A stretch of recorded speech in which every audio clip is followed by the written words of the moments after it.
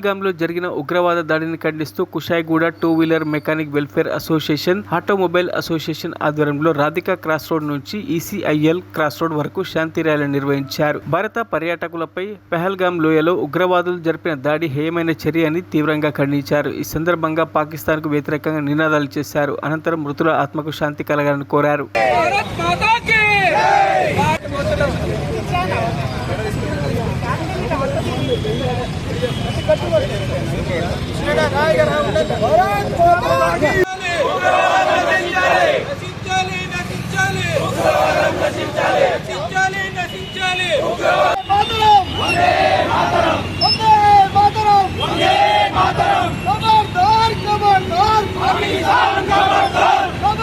Mechanic helper association నుంచి అలాగే automobile association నుంచి మేమందరం ఈ ర్యాలీ తీసినాం. ఎందుకంటే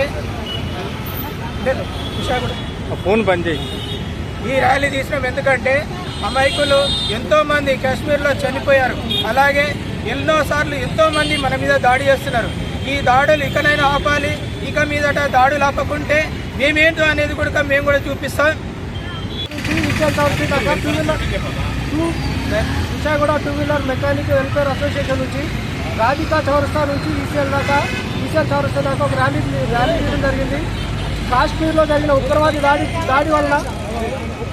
దాడి వల్ల అమాయక ప్రజలందరూ చనిపోతున్నారు.